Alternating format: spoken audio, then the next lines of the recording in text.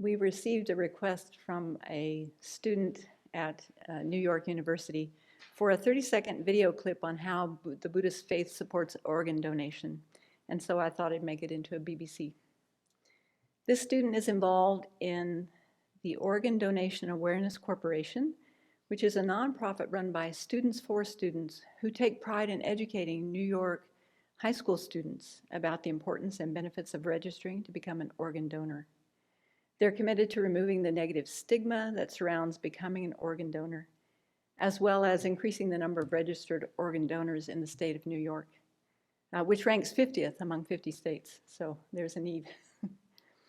I was surprised to find out that 59% of adults in Washington state are registered organ donors on their license, driver's license. The national average is about 51, which is pretty high, I think.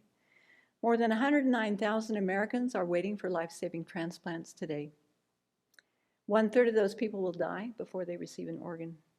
Simply marking a box on your driver's license or state ID can help you save up to 8 lives and benefit the lives of up to 50 people through the donation of tissue and corneas.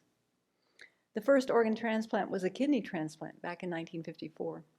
Today, transplantable organs and tissues include heart, lungs, liver, kidneys, pancreas, small intestine, heart valves, skin, bone, connective tissue, veins, eyes, and cornea. That's quite a bit of the body. So what is the Buddhist philosophy about organ donation and why? Well, the Buddha didn't spell this out, obviously, in the sutras, but he did say a few things that can contribute to our understanding of this.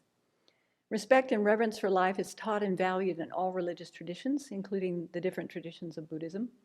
When the Buddha taught on the law of karma and its effects, the first of the 10 non-virtues is taking another's life. We're advised to abstain from that because nothing is dearer to a sentient being than its own life. In addition, Buddhists are encouraged to protect life, even the lives of animals and insects, which is said to create karmic causes for a long life in this and future lives, as well as good health, pleasing appearance, and a favorable rebirth. Protecting others' lives and saving lives of living creatures bound for slaughter, as in animal liberation practices, are also well-known customs in Mahayana Buddhist countries and communities. The Buddha taught that the body is merely a collection of 5 aggregates: form, feeling, discrimination, compositional factors, and primary consciousness. And while alive, it is the supporting basis for our mind. A human rebirth is difficult to attain and is easily destroyed, and is valued support for making spiritual progress towards full awakening.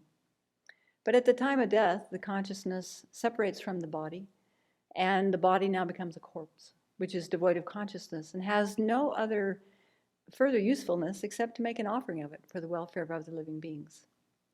In ancient India and Tibet, corpses were often left in charnel grounds for wild dogs and vultures and other birds of prey to feast on. Perhaps a modern adaptation of such generosity might be donating an organ, or to extend someone else's life, or willing one's body for research at death. So this is an excellent opportunity to practice the Dharma, another skillful method for making our life and death very meaningful. In Mahayana Buddhism, the bodhisattva who aspires to attain full awakening for the welfare of all living beings is the ideal. This is something that we're encouraged to emulate. Bodhisattvas engage in the practices of the 6 or 10 perfections, the first of which is generosity, the perfection of generosity, giving one's material possessions, one's wealth, one's roots of virtue. And as Shantideva reminds us, this includes giving our body. Verse 11 in chapter 3 says, "Without any sense of loss, I shall give my body and resources, as well as all my virtues of the 3 times, for the sake of accomplishing the welfare of all sentient beings." And in the Flower Ornament Sutra, the Buddha says, "What then is a bodhisattva's ultimate giving? If innumerable sentient beings, some lacking eyes, some lacking ears, some lacking noses or tongues or hands or feet, should come and say to a bodhisattva, 'We are unfortunate, physically handicapped. Please be so kind to give up your organs, so as to make us complete.' The enlightening beings, the bodhisattvas, hearing this, immediately give them, even if because of this they should be physically handicapped or for incalculable eons, they would never have a single thought of regret. So that's a bit of encouragement. And numerous scriptural quotations describe high-level bodhisattvas offering their bodies and organs to others in need. For example, in the story of Asanga and the she-dog, he offered a piece of his thigh, flesh from his thigh, so that he could remove the maggots from the dog and put on the flesh to keep them alive. And in his many lives as a bodhisattva, Shakyamuni Buddha was known to have sacrificed his own body for the welfare of others, as in the well-known story about offering his body to the tigress, the emaciated tigress, so that she could feed her cubs.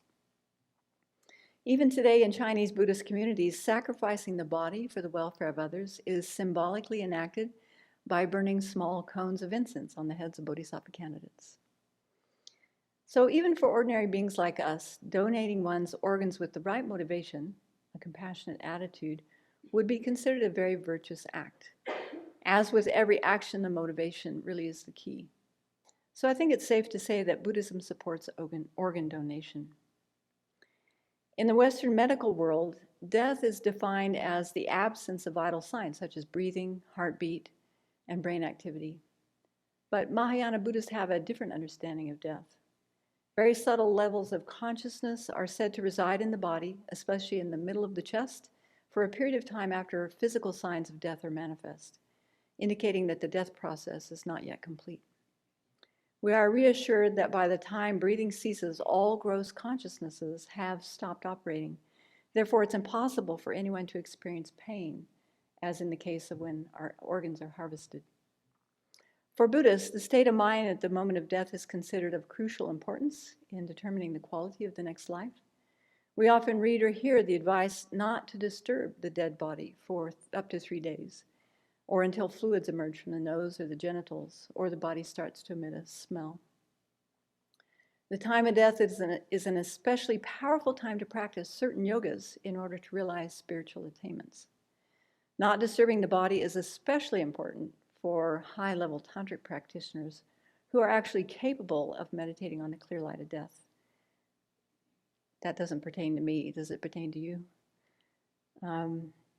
All Buddhists are encouraged to repeatedly reflect that death is definite, the time of death is indefinite, and only one breath separates us from the next life. If we don't reflect on death in the morning, we will waste the entire day. And if we don't reflect on death in the evening, we will waste the night as well. So again, as Shantideva says, without any sense of loss, I shall give my body and resources, as well as all my virtues of the 3 times, for the sake of accomplishing the welfare of all sentient beings. So I wonder, would you consider signing up to be an organ donor today? It's as simple as going online to your state motor vehicle department's website and checking a box. Like you said, it's advised that we don't touch the body for 3 days, and I've heard teachings that even for ordinary people, the mind can stay in the body for 3 days without being a great practitioner. And one of my friends was tending to her grandmother who came back to die, and when she passed, while cleaning up the body had no smell for quite a while. So organ donation requires immediate harvesting of the organs. So once you harvest the organ, the body is no longer sustainable, and I would imagine the subtle mind will be ejected. So how does that impact if that person is able to have that subtle mind in the body for 3 days, and with organ harvesting, you no longer can do that? If I understand your question correctly, how does it impact the person who's donating their organs? Is that right? Yeah. I suspect that we would find different points of view on this. I'm relying on some teachings that I received from one of my teachers in Australia, who said that, like with the right motivation, this becomes a very virtuous act and overrides the mind being ejected prematurely from the body. But you would probably find different responses to that question.